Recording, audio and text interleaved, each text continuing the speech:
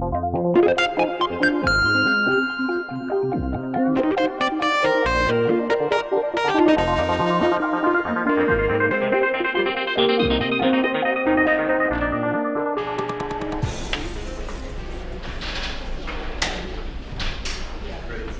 name is Dan Wagner. I've met most of you before, but there are some new people who arrived just today.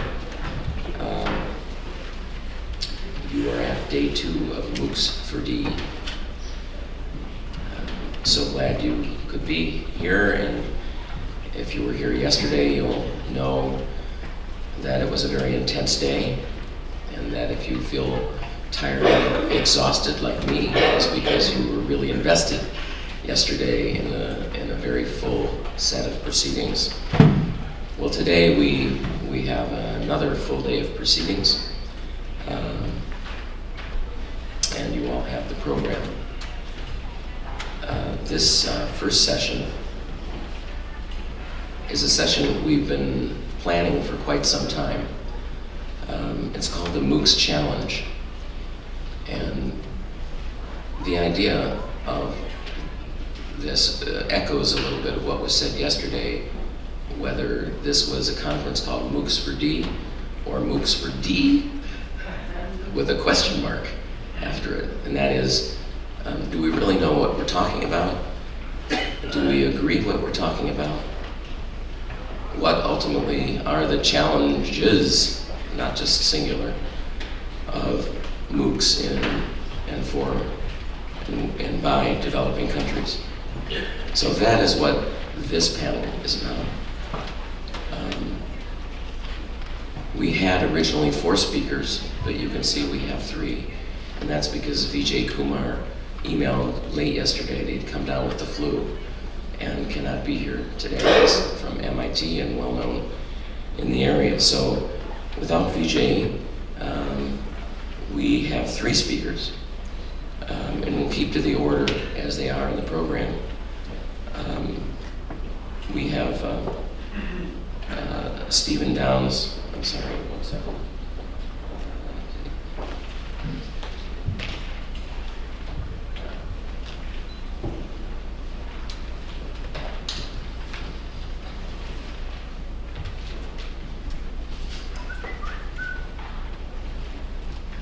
Sorry, I actually almost know everybody's biosketch by heart, but almost is a key word here, and I don't want to get it wrong. So Stephen Downs is at the National Research Council of Canada, and was earlier, I believe, at Athabasca, is that right? And there are biosketches. I'm not going to go through a detailed biosketch here. You have them all in the green folder.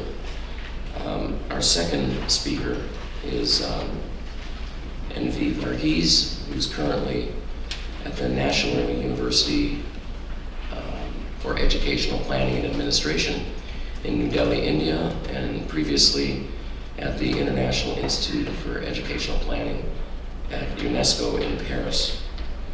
And our third speaker is Russell Beale, who is a professor in human-computer interaction at the University of Birmingham.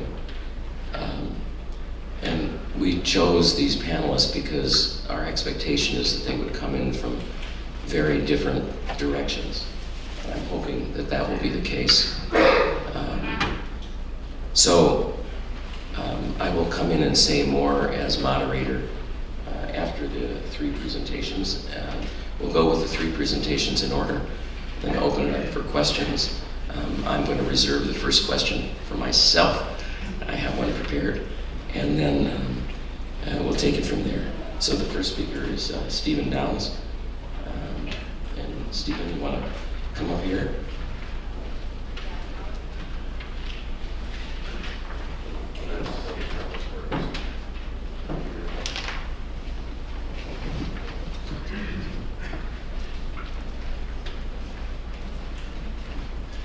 Okay, we'll see how much of my 12 minutes I use setting up this audio or the other slides. And the point was made yesterday. It was made a number of times about the potential of MOOCs to democratize learning. And I guess my first reaction to that was, why would we want to do that, given that the democracy we've created is one in which there's a small amount of wealth concentrated at the top and a significant income inequality and opportunity inequality. And so I think that I'm starting from a premise that we need to challenge some of the premises inherent in even the definition of the problem. We're talking here in this conference about opportunity at the bottom of the pyramid. I don't even like the concept of a pyramid, and I think we should be getting rid of that. The internet is a world where we have an abundance of resources rather than a scarcity. We're working in an economy that's based on scarcity, and the normal process is, where there is not a scarcity, in order to create economic activity, you have to create a scarcity. And my observation is that a fair amount of the discussion around learning resources and learning in general, and development in general, is a reaction to the creation of scarcities rather than a reaction to the actual existence of scarcities. Our approach to massive open online courses is based on the presumption of abundance. It's based on the assumption that the difficulty with access to education is not a production problem, but it's rather a delivery and distribution problem. There is enough knowledge in the world for everyone. There is enough access to knowledge in the world for everyone, but we have not taken it to heart to make that access and distribute that content to those who need it. And indeed, we even need to get away from this model of creating and delivering learning. You know, this OECD model of giving knowledge for free. We need to move away from that producer-consumer model of knowledge, and that was the basis of our invention. It may be a surprise to many of you. MOOCs were not invented in the United States, and they were not invented in 2011. They were invented in Canada in 2008. And I think the fact that so many people don't know this is an indication of this pyramid structure and the creation of scarcity. It's a symptom of the very problem that we're attempting to address. Our MOOCs, like I say, were invented in 2008. They were based on this network structure rather than this propagation of information super professor kind of model that seems to predominate the discussion today. MOOCs do have a definition. Several times yesterday people said, oh, the concept of MOOCs is not defined or ill-defined. It's totally defined. Massive. Massive by design, massive to eliminate bottlenecks, massive to achieve scaling by mesh rather than super servers. Open. Free as in beer, free as in Libra, open as in open content, open as in open door. Online as in online. I find it amazing how many people say, we're offering a MOOC, but you have to come to our classroom to take it. Thereby just not understanding the meaning of online. And finally, course, but course not in the sense of something that looks like a book with chapters and a prescribed path you have to go through, but course in the original sense, where it has a beginning and an end and maybe some mushy stuff in the middle. It's a community you can join for a short time. So there isn't all of that overhead. So we've been building MOOCs since 2008. We've built many MOOCs. I may be the person in the world who's offered the most MOOCs ever. George Siemens also may have that title. I don't know, we haven't counted.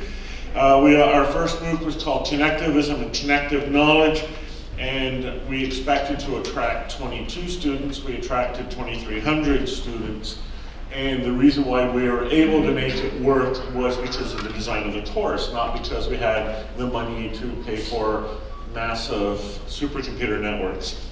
Many other courses follow. PLANK, which stands for Personal Learning Environment, Networks, and Knowledge. That's George's title. A long MOOC we called Change, a MOOC we did with EDUCAUSE and the Gates Foundation on the future of higher education. This diagram, it comes originally from Feldstein, actually shows the history of MOOCs. We draw from a world of open educational resources, open content, open source software. That's the thinking behind our MOOCs, which we developed in 2008.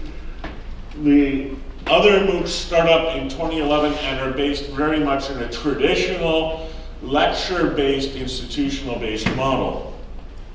Another MOOC, and this is indicative of the sort of structure of our MOOC, this is one George did on learning analytics. The concept of CMOOCs or connectivist MOOCs is spread worldwide. Again, we didn't form a company or get venture capitalist startup. It grew organically. This is Moby MOOC that was created by Ingrid DeWard using our Grasshopper technology. And as you can see, it's spread around the world. Jim Groom at the University of Mary Washington has done a series of MOOCs called DS-106, based on interactivity, based on creativity, and based on there weren't any rules for MOOCs. That's totally Jim. Right now, as Papa Yoga Dian said yesterday, we're involved in a project with the University of Moncton and OIF to offer a MOOC en français on the topic of open educational resources. Again, hearkening back to that origin. The design principles for our MOOCs, and there is a design, involve four major elements. And it's interesting to look at these elements and contrast that with how learning is done in universities and how it's done in Coursera or Udacity or whatever. Autonomy. People make their own choices. They select their own path. They pick their own learning resources. We don't assign a book. People choose the resources that are most appropriate to them. Openness. Content comes into our system, content goes out of our system. It's not a silo, it's not closed. Even like how many people are in our course, that's a fuzzy number because you're not either in or out. You might be all the way in the course, you might be partially in the course, you might be sort of on the cusp. And it really doesn't matter how in or out of the course you are. Diversity. MOOCs are a mosaic, not a melting pot. The idea here is that we're making the overt recognition that people have different objectives, different goals, different values, different languages, different technologies, different cultures. And finally, interactivity, knowledge that scales, knowledge that's not limited by how much knowledge a professor can have in his or her head, which would then be distributed, but knowledge which is created by and can be contained only by a network of interacting people. This is the model that we're based on, where it's going in the future, and where we're working on, if you will, son of MOOCs, is personal learning and performance support systems, not more massiveness, but more personalization, more person-developed content, person-developed community. We have a program at National Research Council called Learning and Performance Support Systems. It includes 5 major elements. Personal learning record, not just badges, not just credentials, but going well beyond that. The key here is a person owns their own records. It's not a big base of data to be mined and used for advertising or whatever. A resource repository network. Our model is based on syndication, not silos. Google, I hope you're listening, Google Plus is a silo. Please break that silo. You're destroying the internet. Personal cloud, distributed ubiquitous computing, access to your own data wherever you happen to be. Personal learning assistant, this is the idea of projecting learning services into various platforms, learning content, learning support, learning resources. Not just the computer, not just the mobile phone, but your car, your fishing rod, the restaurant you happen to be sitting in, wherever you may be. And finally, competency development, and this ties in a lot with personal learning resources and personal learning records. The idea here of recognizing competencies based on performance and production and creativity in the wider network rather than on things like standardized tests or monopolies on credentials. This kind of model, which my experience is there's a very significant demand for, is going to pose a significant challenge to traditional educational institutions. But it's also the way forward, in my mind. It's the way out of the pyramid. It's the way out of the focus on the top level elite universities. It changes the picture from education as a service we all provide to something that we create the infrastructure for so that the people of the world can create it and share it in an equitable fashion with each other. That's my talk, that's my 12 minutes, and I thank you for your time and your attention.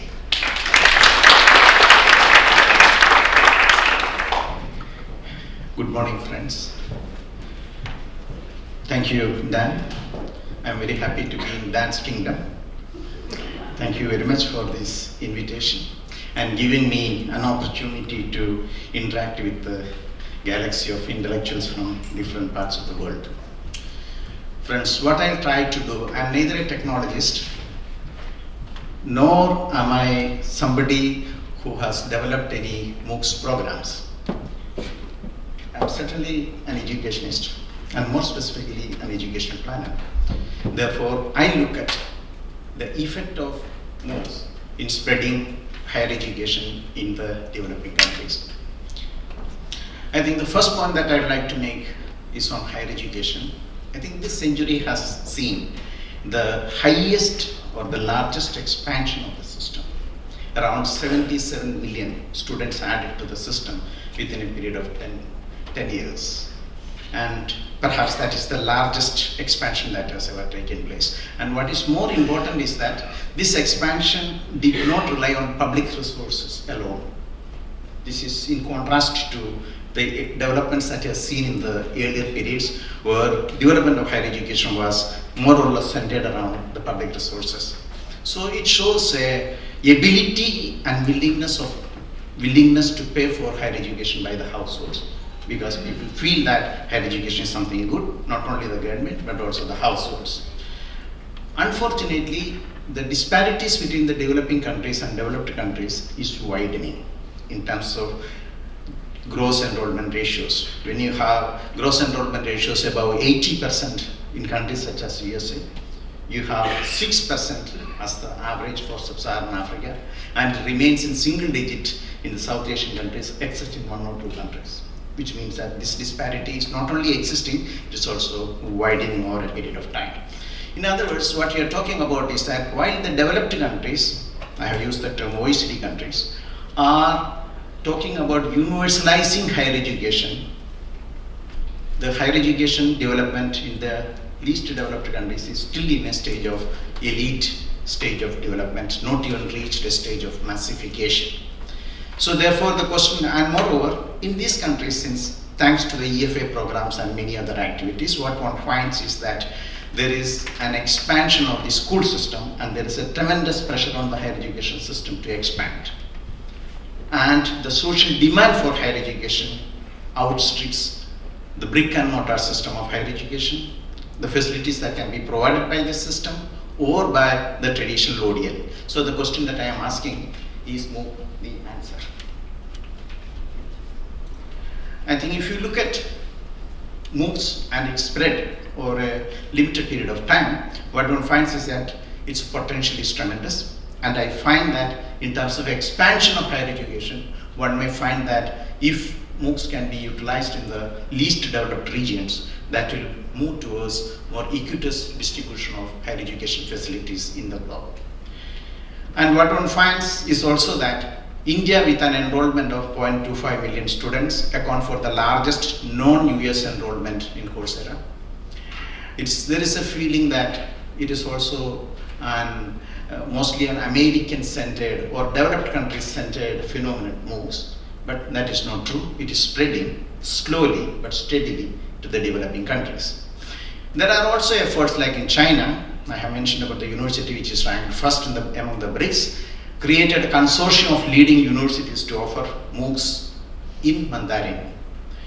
In IITs in India, Indian Institute of Technology in India also relies on MOOCs for skills in the information technology sector.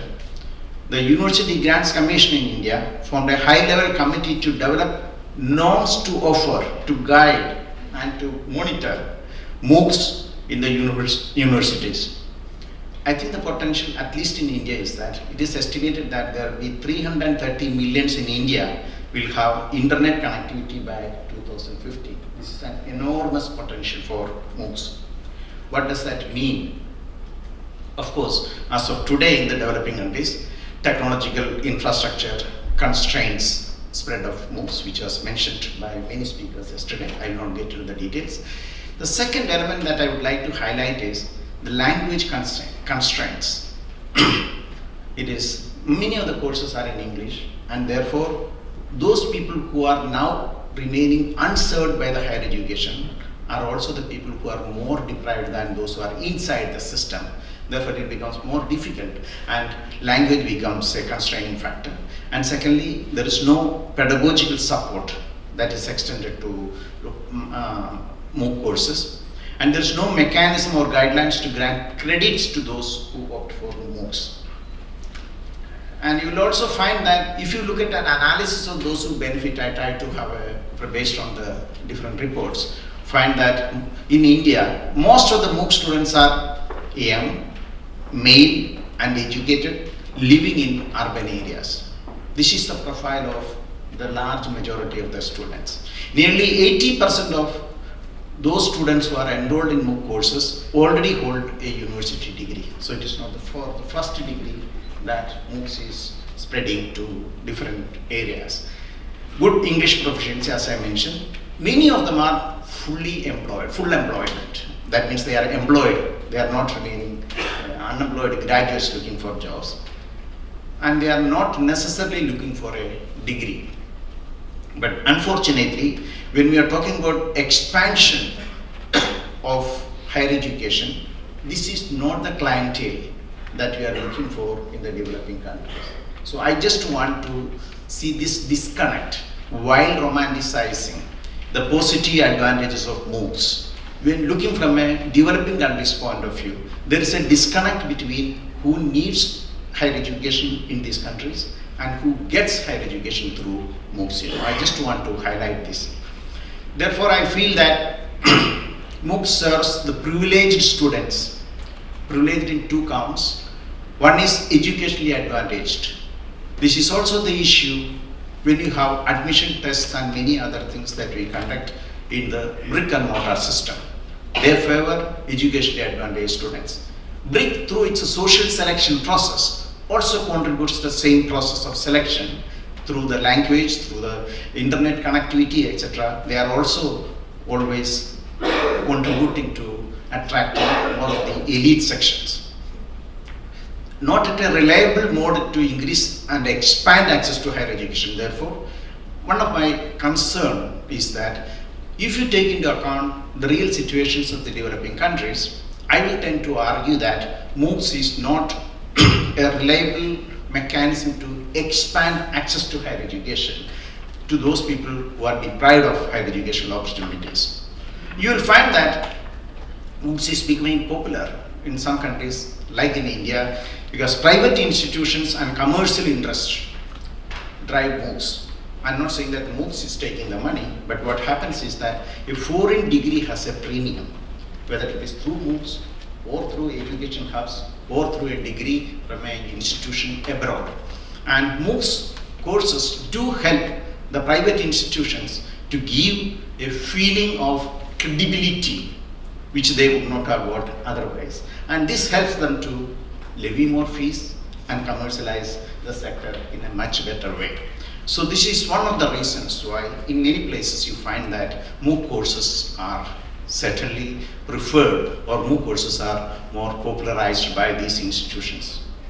But one dangerous trend is that MOOCs and the global learning crisis, if you read the latest 2014, EFA Global Monitoring Report, the whole report, a greater part of the report is spent or invested on explaining about the global learning crisis. What one finds is that it is the disparities in access are getting narrowed down, but the disparities in achievement are widening. This is widening between countries and within countries, between different regions, and also between institutions.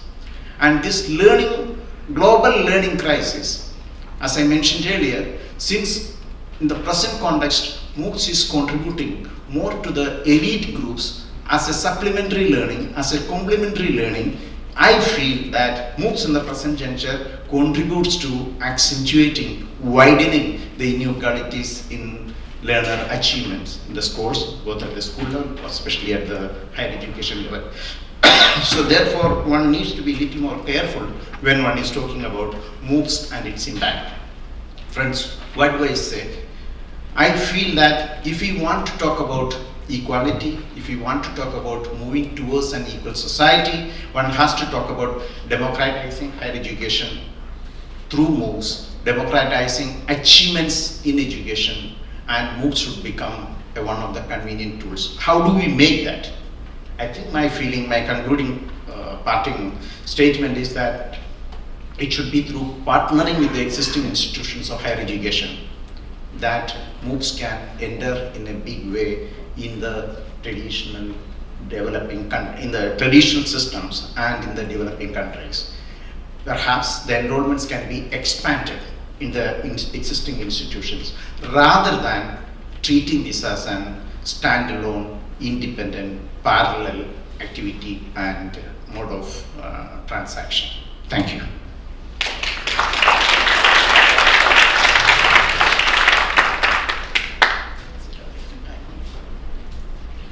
Yes, that was on time. I didn't have to get out my little red flag. Our next speaker is Russell Beale. Okay, I'd like to thank Dan for the invite here and thank everyone for coming along. I'm going to talk about the MOOC challenge. My name is Russell Beale. As you can see, I've got two affiliations. I'm a Professor of Human-Computer Interaction at the University of Birmingham. I'm going to talk a bit about HCI and MOOCs and why I think they're critically important. But I'm also one of the people involved in FutureLearn, which is the UK MOOC offering. FutureLearn was founded by the Open University. It's got, well, above 30 now partners, and it's been built by people who've got a background in television, radio, digital media, social media, and so on. And you'll kind of see why that's the case as I go through the talk. So just so you've got a context, I'm going to sort of talk about what I think the challenges for MOOCs are and what we're doing at FutureLearn about those challenges. The platform has a vision which does drive some of the things we do. So we aim to inspire learning for life through telling stories, through provoking conversations, and celebrating progress.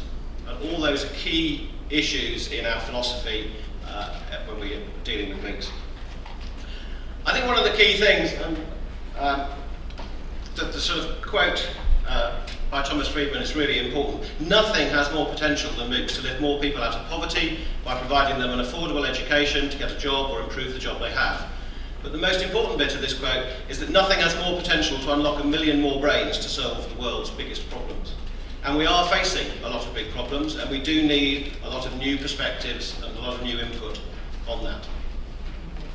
Now, there's been a lot of talk about MOOCs from both the sceptical perspective and the enthusiastic perspective, and I think we have representatives of all those factions here, which is great. But we were asked in this panel to talk about some of the key challenges. So I'm going to list for you the key challenges that I think there are, and then how we might go about addressing them. So the first is that we need to transform MOOC 1.0 to MOOC 2.0. We need to develop proper pedagogies for the massive, the big M that's at the start of MOOCs. We need to think about being mobile first, not as an afterthought. We need to think about delightful user experiences, and we need to consider analytics that give us insight, not just large quantities of data. So I'll go through each of those in turn. MOOC 1 to MOOC 2, what do I mean? I mean that the web, when it first appeared, was 1.0. That's, oh, we've got some interesting information here, let's put it up on a web page. And that was really interesting and really revolutionary and transformed a lot of things. But when the web got really interesting was when it became Web 2.0, when it became social and it became personally relevant. Now I think we're in a similar situation with MOOCs. Currently, we've got lots of nice educational materials and we make them available online. And we assume people are going to love it and learn and do all sorts of fantastic things from that. But I think we have to do more. I think we have to go towards MOOC 2.0, where we make MOOCs much more social, where we inspire learning for life, and we get this transformatory effect. So one of the things we do at FutureLearn is that we have conversations as part of the platform. So we encourage people to make comments on any of the stages, any of the learning elements in there, and these comments are integrated with the content, so that other learners that come along may not want to comment, but they might want to read what other people have said. And so you get conversations going on. Now these are reflected in an activity feed. You can view this activity feed by the people you follow, you can like comments, and you'll see there's a whole kind of social network ethos there. Because people learn very well from each other. People want to add to material, they want to give alternative perspectives, they want to make arguments. And what's really interesting is that learners do seem to like this. It's quite nice to point to evidence and examples. The bottom one is good. It's like the basic course is in 2D, but all the comments lift it into 3D and make it come alive. That's the sort of engagement and enthusiasm that you want to have from learners. So the key thing about MOOC 2.0 is going to be empowering not just learners, but empowering educators. It's developing tools that allow people to create these materials easily and effectively. It means that they can develop appropriate education that's appropriate for the localities that people are in, whether that's the developed world or the developing world. So my next point was the pedagogy of the massive. Now at FutureLearn we've done a lot of thinking about pedagogy and had lots of arguments, but we're basically taking a social constructivist approach where we don't insist that people are socially active, but we understand that they might want to lurk and read material from other people and then may develop into commenting and so forth. And we also want our educators to engage with our learners and to engage in those conversations and do other things. And for those of you who like educational theory, there's a whole set of stuff up there. But we've also got to go beyond what we currently know. Lots of our approaches work well for educational materials online. The Open University has been delivering distance courses for many years, but it has a model of allocating what are called associate lecturers to groups of students. So although it's distance learning to tens of thousands, sometimes hundreds of thousands of students, each student is in a group of 10 to 20 interacting with a particular tutor. Now that's kind of massive on one hand and not really massive on another. For lots of situations, it's just not scalable. They can only do that because they charge significant sums of money for their courses. When it's free, it's a bit harder to do. So we need to invent new pedagogies that leverage the benefits of masses, that don't say, oh, massive's really difficult, that say, what can we do with massive? How can we do small group discussions with 100,000 students? How can we leverage the crowd, the wisdom and the ignorance that's out there to do peer review and peer assessment effectively? How can we let people set their own goals so that they become motivated in their own way? We don't think that completion is a sensible metric, because people often drop out of courses because they've got the information they want. Or they drop out of the first run of a course because they ran out of time and they pick it up partway through the next time it comes around and they finish it off. Does that count as completed? One course, partially completed? It doesn't really matter. If people have got out of it what they want, that is key. So we're developing things like peer review, peer assessment that will work on a massive scale. And we're trialling lots of different approaches that allow us to leverage the power of all the learners out there contributing to the learning of other people. We also think it's important that people get motivated to continue, and we want to enable them to set their own goals. We want to demonstrate to them what their progress is, that they can see how well they're doing, and that they can get a record of how they do that. We offer at one level examinations in a whole variety of centres worldwide. At a much lower level, a statement of participation to show you've done the course. And we will soon be offering online records of learning that the students have ownership of and that employers can look at and check. My next challenge was mobile first. I think one of the key things to realise is that the mobile phone is the computing platform for the developing world. And therefore, if MOOCs are going to be successful, they need to be designed with mobile first in mind. So they have to be responsibly designed. You might have to build specific apps for specific things. You've got to be particularly aware of bandwidth. Now, bandwidth is a very interesting issue because people say, oh, there's no bandwidth there. That's actually not always true. There are lots of places where leapfrogging over fixed telephone lines means that by lowering a large shipping container, erecting some solar panels on the roof, gives you relatively quick, relatively cheap, in the grand scheme of things, access to bandwidth. And bandwidth issues will disappear going forwards. So it's critical that our MOOCs work well on tablets, on mobiles, and on desktops. You can't just assume people are sitting in front of PCs.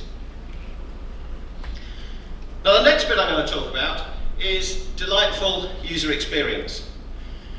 And I think this is particularly important for the developed world, because very few people we know have to do a MOOC. If you think about what we're actually competing against, we're competing against people casually watching TV. Okay, we're not competing against people watching the last episode of Breaking Bad, because they are going to focus on that. But we are, when people are just general chat, do you just channel surf and find something? Do I see if I can find somebody taunting a cat on YouTube, or a talking dog? Do I just generally browse the web, or might I go on a MOOC? That's what we're competing with. Now, that could be very different in the developing world, where people are desperate for basic education, basic health advice, and so on. But no matter what, engagement of people is the key to successful learning. And having delightful user experiences are really important to do that. You want to keep people coming back for more. Now, it's very hard to do delight. Partly it's hard because it takes a lot of time. It's hard because you don't normally notice the things that are delightful, just because they disappear into the background. They make life much easier, and they're just kind of fun. And generally, they're mildly unnecessary. Functionally, you can manage perfectly well without stuff being delightful. But if it is delightful, if it is beautiful, people get a nice, warm, fuzzy glow about it. So I've gone from my soft, touchy-feely bit, delight and user experience, to my slightly more hard data bit. I also think that MOOCs need to give us insightful analytics, and that these analytics are really, really important for us, both in the MOOC space and in the general educational space. And we view analytics in three ways. The first is transactional. Who viewed what? When did they view it? What device did they look at it on? The second is interactional. How did they interact with the learning design? Did they follow the approach that the educator designed, or did they modify it and come up with their own versions? And conversational. Who did they talk to? What did they talk about? And if you put all those things together, they give us insights that we can take action on. Now, I'm going to go through a few details here. I'm not expecting you to remember the data that's on the slides. But the pink stuff here is number of visits over time during the day. Starts off on a Monday, which is when our courses start. And we do have, unlike Stephen, we do have courses, and we do have a course structure. And users do seem to like that course structure, and I'll show you some evidence for that in a minute. But you can see a very regular pattern of usage occurring. The blue is tablet, the yellow is mobile. So, 15, 20% is that. But you can see a sort of peak in tablet usage later in the afternoon, and a drop in desktop usage, and some of the informal inquiries we've made suggest that people are just switching between the two devices as they move from work to home and so on. But you've got this pattern through the week. Generally seems least active on a Saturday, second last one, picks up a bit on the Sunday as people catch up ready for the course ahead. We can also find out things like that you kind of might realise, but get some really interesting detail. Long lectures don't work. So we had two particular courses, and I haven't actually got the precise statistics with me, But more or less, the principle was this. On one course, we had a video that was 4 minutes long. The average viewing time for that video was 3 minutes 50 seconds, and 10% of people exited the site, so went somewhere else completely on the internet after they saw that video. We had another course which had a video that was 24 minutes long. The average viewing time on that video was 3 minutes 50 seconds, and 75% of people exited the website after that. They went somewhere else altogether. They got bored, they got fed up. Not only did they get fed up with the video, they got fed up with learning, and they went away. You can't do it. You've got to do things in slightly shorter chunks. And by being able to talk to educators and look at when and where and how people exit their videos, we can start refining what they're teaching and how they're teaching it. This is a graph of when users actually do the course. Basically, the yellow bit means that they do the current week's activities in that week. They sometimes go back a bit and catch up, and sometimes they look ahead because all the material is there, but they like the ebb and the flow of a course as it is. So, how's FutureLearn doing? Let's do some sort of analysis on this. So, of our first few courses, 10,000 people joined them, and these areas are correct. And of course, because courses are announced beforehand, some people aren't going to bother turning up. That's fine. 60% of people actually turn up and are learners. Of those, 86% are active learners. In other words, they're marking stuff as done as they go through the course. We've got 54% of people who keep coming back, and we have 18% of people who get right the way through to the end. So if you like completion figures, you can use that one, but I don't like using that term. But the most important thing for me is this bottom one. More than a third of our people are social learners. They contribute to this social stuff. And they do it in all sorts of interesting ways.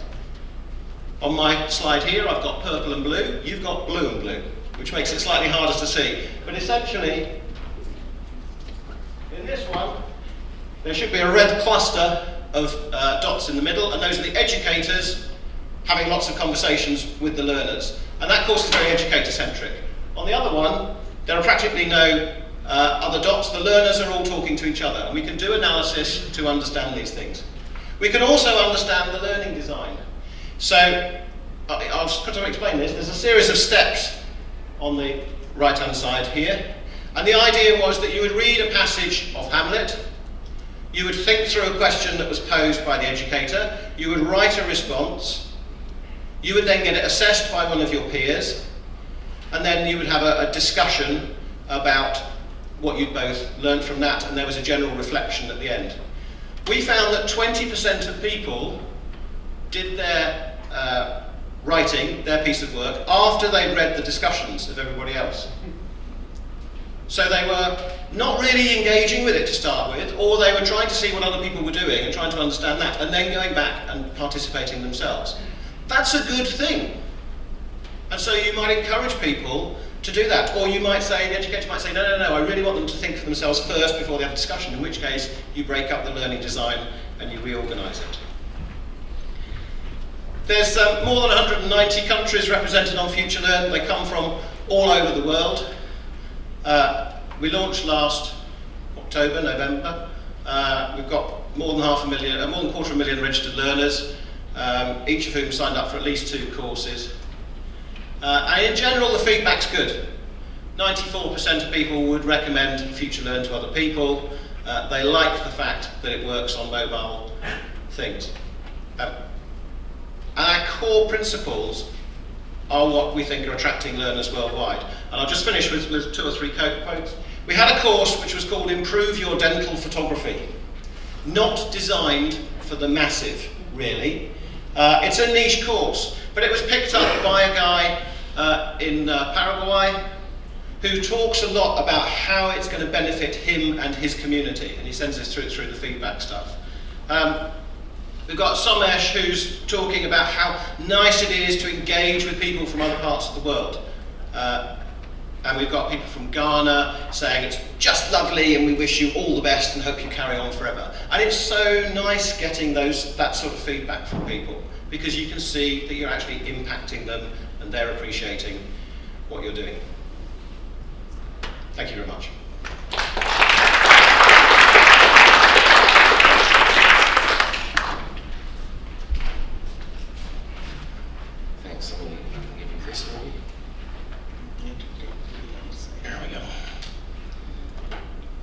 as promised, 3 very different presentations, all very interesting. And I promised to open with one question for each of the panelists. It's the same question. Very different perspectives.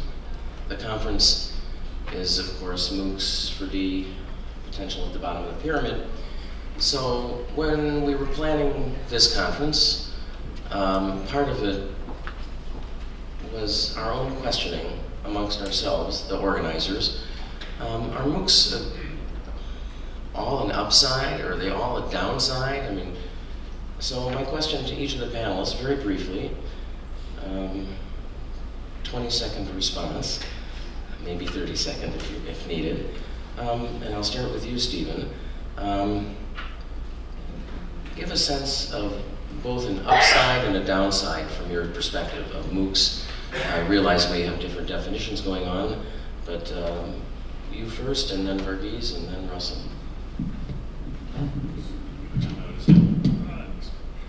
Okay, well, probably the upside for MOOCs is the potential to create the infrastructure for people to create their own learning. I think that's really significant. The downside is the potential for MOOCs to eliminate the diversity and the multicultural aspect of education by focusing production on large silos and super professors and elite institutions. So it's the 2 sides of, I guess, pretty much everything. Okay, thank you. Varghese. I think the upside of the MOOCs movement is mostly in terms of its a complementarity and supplementarity to the existing forms of education, whereby you can achieve equity at the achievement level. And the downside, what developing countries require is an expansion of the system with equality. And there, perhaps MOOCs in the present juncture is contributing very little to expansion of those people who are deprived of the facilities, who are not in the system. And secondly, perhaps also contributing to widening inequalities in the learner achievement. Russell? It's quite hard going third when you've got 2 experts to your right-hand side who say all the things you were going to say. I think the key thing for me is that MOOCs are an enabling technology. They're not a solution in themselves, they're not a problem in themselves. They're just a way of us reaching and understanding a lot of other people. I think the biggest downside can be a sort of rush towards recognised brands and certification and so on, which crowds out the natural diversity and enthusiasm and idiosyncrasy and uniqueness of much smaller providers, and I think that could be a big problem for us. Okay, very good. So now we are open. I'll take several questions. There are microphones if you kindly raise your hand.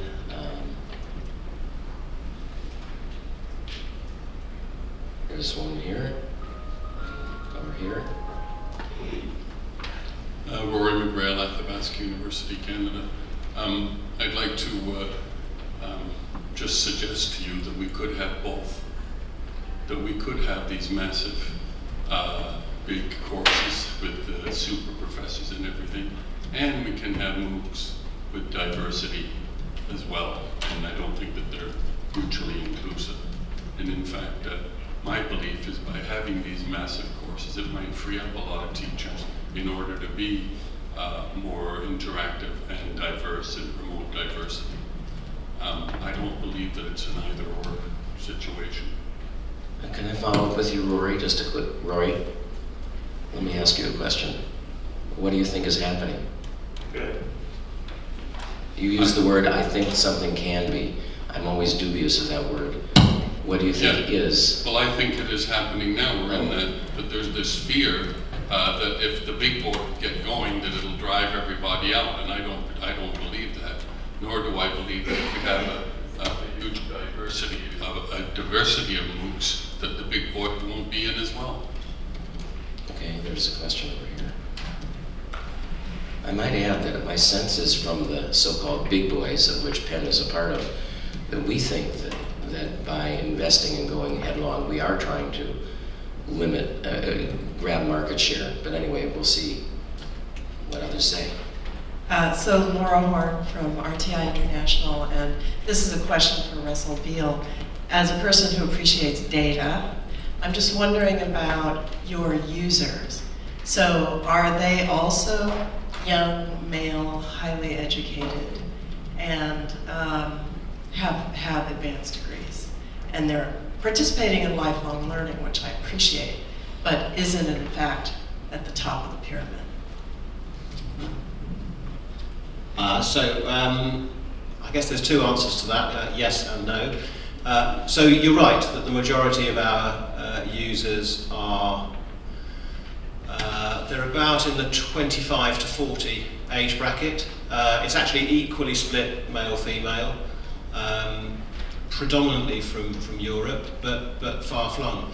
But we do also have a lot of learners from other things. So one of the people who's kind of one of our stars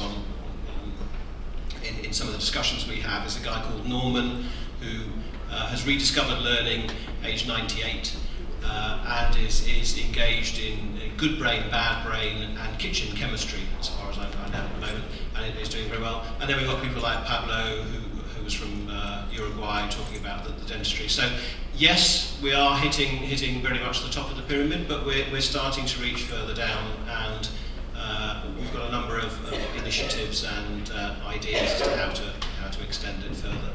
I think for us, what's interesting is that because we're funded by the Open University, they would like us to become self-sustaining in the future, but we don't have to make a big profit. And that means that we have a little bit more freedom and flexibility to try and actually bring benefit to some of these markets without generating large quantities of revenue. And that gives us a little bit of flexibility, but it does mean early on we do have to target ourselves a little bit more at places where we will generate enough revenue to keep going.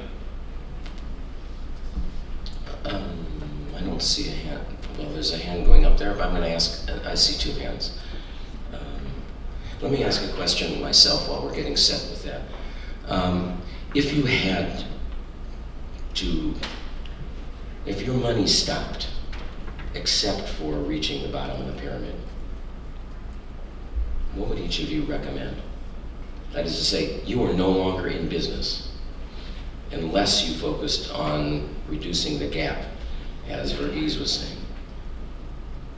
What would you do? Stephen. Well, I would do what I'm doing now, quite frankly. I mean, the model that we developed is specifically designed to be a model that encourages creativity and empowers people across the spectrum when that embraces diversity and openness. Our model, and I got 3 points in response to Rory, which you can get back to if you want later, but our model doesn't depend on big funding and lots of money. Our original course was run on a budget of, 25 cents. We're based on open educational resources. So if you took away our funding, that model could still continue. We're not trying to create artificial scarcities or business models so much. And so I think that a network-based, community-based model is most likely to achieve the outcome of supporting, as you say, the bottom of the pyramid, and as I would say, making the bottom of the pyramid something other than the bottom of the pyramid. Okay. Varghese? I think, one is moving from schooling for all to learning for all. And experience in the world has shown that if you want to move to a stage of learning for all and overcome the question of global learning crisis, the only way is that targeted intervention through public policies. And this targeted intervention in many countries in the world have shown that we have to have unequal inputs to reach more or less equal outcomes. So how do we put these unequal inputs is the issue, and that is why it becomes an issue of public policy. Well, that challenges a lot the whole idea that it's your two colleagues, because you're talking about how does government get involved, and the MOOCs have No, I didn't use the word government. I said public policy. Public policy in the present context, of course, without government you cannot have a policy. But public policy is not today the monopoly of the governments. Okay. Okay. So for me, and I think for FutureLearn, one of the approaches that we've taken is that we're very much a partnership with our universities and our cultural partners and so on. And the idea is that we work together to bring the relevant benefits. And I think what we would do is continue that approach. I think there's no doubt that you need to have locally focused education provided by local people for local people, and so we would effectively try and make available as many of our tools and resources as possible to encourage their uptake.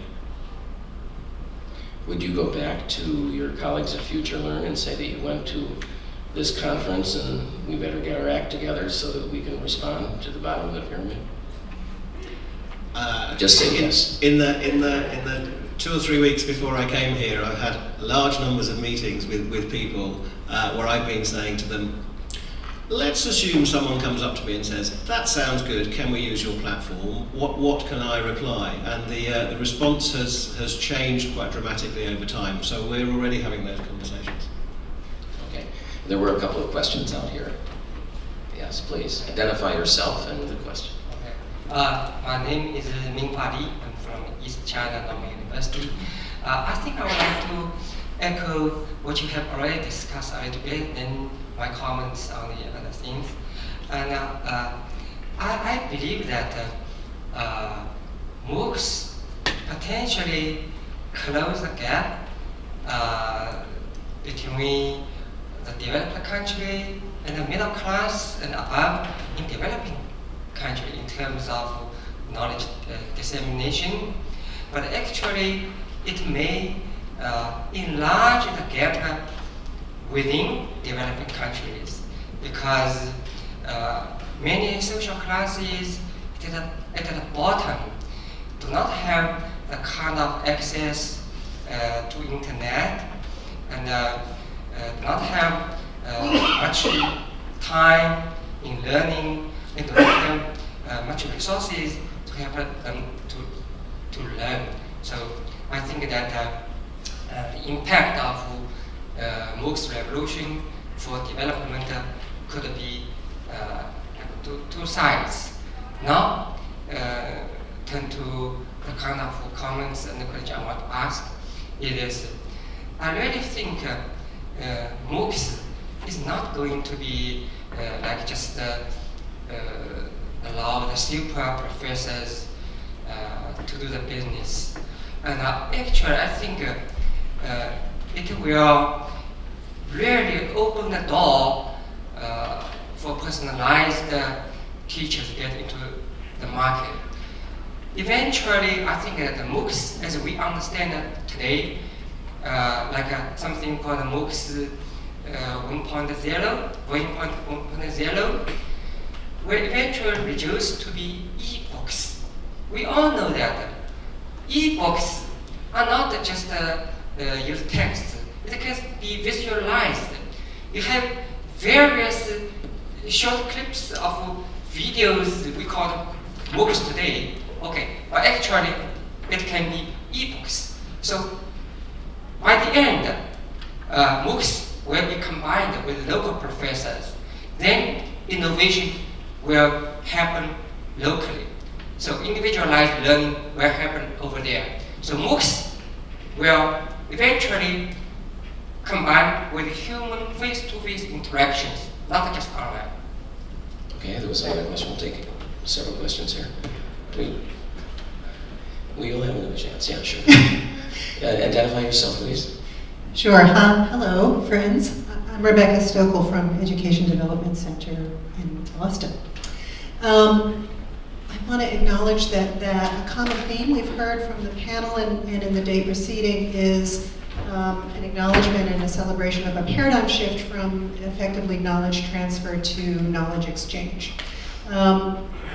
And I think that if we truly want to lift people out of poverty and vulnerability, we need to go beyond that and find paradigms and mechanisms to achieve skill mastery and sustainable behavior change. So I'm wondering what the panel thinks about the technology-enabled supports for those deeper kinds of learning and mastery. Okay, and there was another question, Nathan, down here.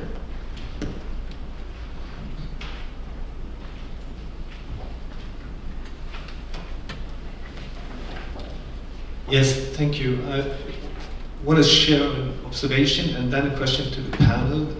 But first, I just want to thank Varghese for his conclusion, which is in line, at least, with the observation that we have done in ICDE when we brought in specialists from different parts of the world to look at what are the needs regarding MOOCs, right? And I think the message has been provided here from different representatives from different countries in the developing world, that the issue of language, the issue of culture, the issue of local anchoring of education. Education is, education once was nation building. And today it is building the future for those communities that prioritize education. So the local aspects is very important. And my question to the panel is that, isn't this situation calling for a new type of a partnership? You mentioned that the development of MOOCs should be connected to the local universities, so local learning communities. But I would say, should we also call for a partnership between those local learning forces, good universities, and open and distance universities, which have a huge experience in providing different types of distance education? Thank you. Okay, and there was one more question back here. Nathan? Maureen? What we'll do is we'll take this last one, and then this will have to be the final set of comments, because we're almost out of time. Everybody will get a chance to respond. Hi, Maureen McClure, University of Pittsburgh. I've been very intrigued by Tahrir Academy's crowdsourcing content, and those crazy Canadians have been crowdsourcing platforms for some time. I was just wondering if anybody's been doing MOOCs, or you know of any, that's been crowdsourcing funding as a way of supporting the kind of things you were talking about. Okay, so that's a wide variety of questions and comments. Their time is short, so if I could just ask, maybe we'll start in reverse order this time. Russell, to take whichever question interested you and give a fairly brief set of responses. Okay, so I've got kind of one response which I think touches a number of issues that people were talking about. I mean, I think it's really interesting that MOOCs have been promoted by higher education, because that to me seems like a major accident. And we're in higher education, we're doing it because we've got the time and the money and the resource to have a play in this space. But all the concerns that it's going to revolutionise and transform higher education, I think are misplaced. I don't think that's where the impact is.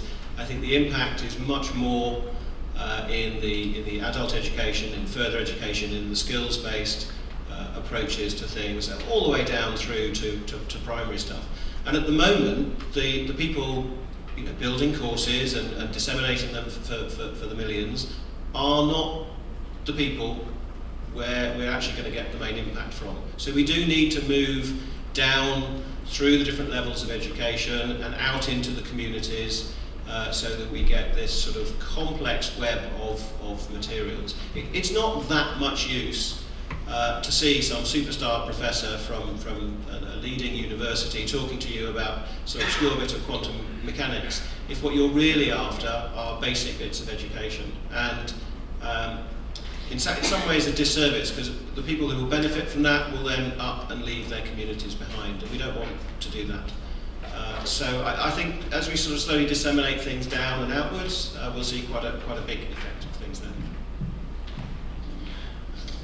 I will respond to two questions. One is to Professor Lee. I think the cumulative learning deficit is the major concern in the world today.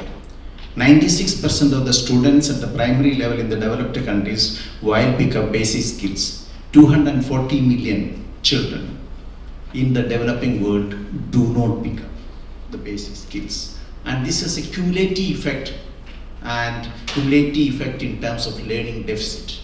I'm talking about those people when they come to the universities. There are also countries represented here where the dropout rate in higher education is almost touching 45 to 50%.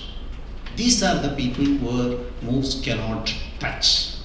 So when I'm talking about that, I feel that MOOCs will be making the elite in the developed, elite means education elites in the developing countries and in the developed countries look alike, or democratize, or make them more equal.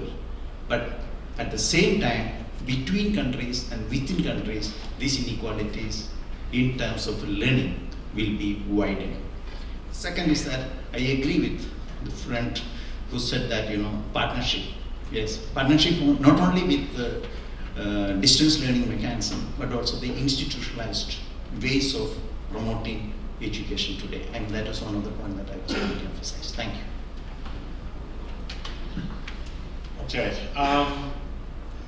very interesting questions. I want to talk or begin to address them by talking about something Russell said about the need to transition from MOOC 1.0 to MOOC 2.0. And one of the comments was that MOOC 1.0 is essentially an ebook, which is quite right. Historically, what happened in MOOCs is we began with MOOC 2.0. Everything you described as MOOC 2.0, we already built and have been delivering for the last 6 years. What happened was when the large institutions came on stream, they reinvented MOOCs in the model of 1.0.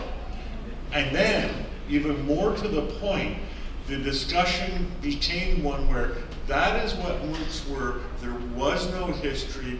There is no other point of view. There was no MOOCs 2.0. And wouldn't it be good if we had some projects and some funding in order to develop this? And the big concern that I see with this is not the fact that they get all the credit and all of that, because I don't care about that. But what I do care about is that when you have this model of the large institutions providing the super professors or whatever, that they swamp the message.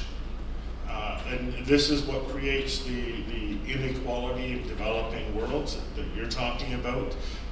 This is what creates this similarity between the elites in all the different countries. And this is what creates issues of language, culture, localization, etc., that a number of you spoke about.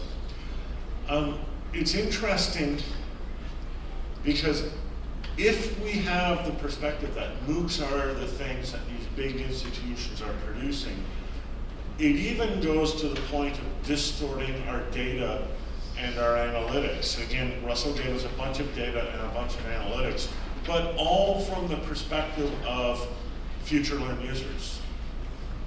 And what he did not give us is data from people who have never accessed Future Learn, or even people who dropped out of Future Learn.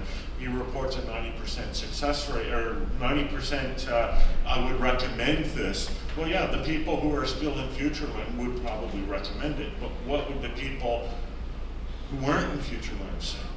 So, I think we need to understand that in terms of creating equality of opportunity, in terms of creating, or more perhaps better, recognizing the value of language, culture, the local anchoring of education that many people talked about, we need to understand the risk involved in focusing on only those who have large programs, large institutions, and the rest. Rory says, well, the two can coexist.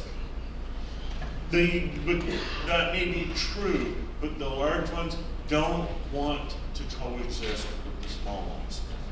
Their natural inclination is to crush the small ones. And that happens not only in education, but it happens in global society. And we need to develop not more things that we can give to poor people. We need to develop a structural, community-based, globally based network of equity of access and resources. Well, thank you. I mean, it's hard to stop this conversation because it's really interesting, and I think everybody, including the audiences, made significant contributions to this discussion. It leads me to think that our knowledge base, maybe we're moving toward knowledge base 1.1, or not, and even maybe we've advanced beyond 1.0. I'd like to thank you all and thank the panelists, and before your applause, also mention that there is coffee outside. The next set of panels do start at 10:30, so you're going to have to grab and run. Let us thank the panelists one more time.